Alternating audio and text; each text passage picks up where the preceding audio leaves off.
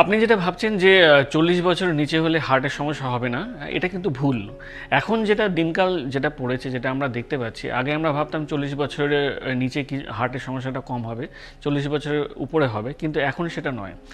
Mainly হার্টের সমস্যা দুভাগে আমরা ভাগ করি, আমরা কার্ডিওলজিস্টরা। একটা হচ্ছে কনজেনিটাল, যেটা জন্মগত, আর একটা হচ্ছে যেটা অ্যাকোয়ার্ড, যেটা হচ্ছে বয়স যেতে যেতে যেটা আমরা আস্তে আস্তে আমাদের শরীরে আসে।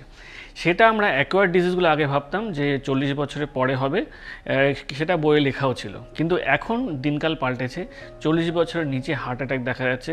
আমি শিলিগুড়িতে প্র্যাকটিস করতে ইনফ্যাক্ট 25 বছরে হার্ট অ্যাটাক পেয়েছি, 25 বছর, 27, 32, 36 বছরে আমি হার্ট অ্যাটাক পেয়েছি, এবং আলটিমেটলি তাদেরকে কিন্তু অ্যানজিওপ্লাস্টি করতে হচ্ছে। শুধুমাত্র ছেলেদের মধ্যে সেটা প্রবণতা হচ্ছে তা নয়, মেয়েদের মধ্যেও কিন্তু এটা হয়েছে। 37 বছর মেয়ের আমি হার্ট অ্যাটাক ডায়াগনোস করে অ্যানজিওপ্লাস্টি করেছি। তো সুতরাং আপনাদেরকে কিন্তু লাইফস্টাইলটা অনেক বেশি ভালোভাবে মেনটেন করতে হবে, এবং সেটা যদি না করা হয় তাহলে এটা ভেবে বসবেন না যে 40 বছর নিচে আমার কিছু হবে না, 40 বছর নিচেও কিন্তু হতে পারে। তো কী লাইফস্টাইল মডিফিকেশন যেগুলো করা উচিত, প্রথমত হচ্ছে খাওয়া দাওয়াটা খুব ভেবেচিন্তে খাওয়া উচিত। যেগুলো ফ্যাটি রিচ ফুড বা যেগুলো খুব জাঙ্ক ফুড, যেগুলোর মধ্যে ক্যালোরির মাত্রা খুব বেশি এবং যে নিউট্রিয়েন্ট যে কন্টেন্ট সেটা খুব কম, সেগুলো জিনিসকে অ্যাভয়েড করতে হবে, নাম্বার ওয়ান। নাম্বার টু যেটা হচ্ছে, একটা হচ্ছে সেডেন্টারি লাইফস্টাইল, মানে আমাদের যে এক্সারসাইজ বলুন বা আমরা যে খেটে যে কাজ করা জিনিসটা, সেটা আমরা না করে আমরা বেশিরভাগ হচ্ছে বসে, হ্যাঁ, মেনলি হচ্ছে কম্পিউটারের সামনে হোক, এই করে আমরা যে লাইফস্টাইল বা ওয়ার্ক স্পেসটা চলছে, এর জন্য কি হচ্ছে যে সেডেন্টারি লাইফস্টাইলটা বেশি হচ্ছে, তার ফলে কিন্তু এই হার্টের সমস্যার প্রবণতাটা বাড়ছে।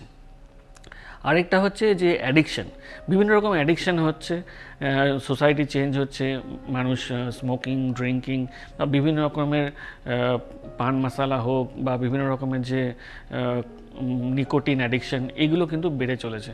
এর জন্য কিন্তু হার্টের সমস্যাগুলো ধীরে ধীরে বাড়ছে। আরেকটা ইম্পর্টেন্ট জিনিস যেটা এই জেনারেশনে খুব বেশি, সেটা হচ্ছে স্ট্রেস। হ্যাঁ, we panic A lot, but we do not try to find the solution for it.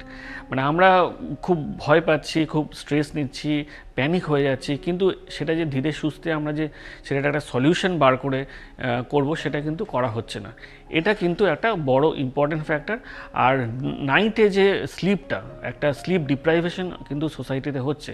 নাইটে 7 to 8 hour sleep is necessary, সেটা কিন্তু অনেকের ক্ষেত্রেই হচ্ছে না। তো এই সবগুলো কিন্তু একটা বড় কারণ যে আমাদের হার্ট অ্যাটাকটা দিনে দিনে বেড়ে যাচ্ছে, এবং 40 বছর নিচে সেটা প্রবণতাটা খুবই বাড়ছে।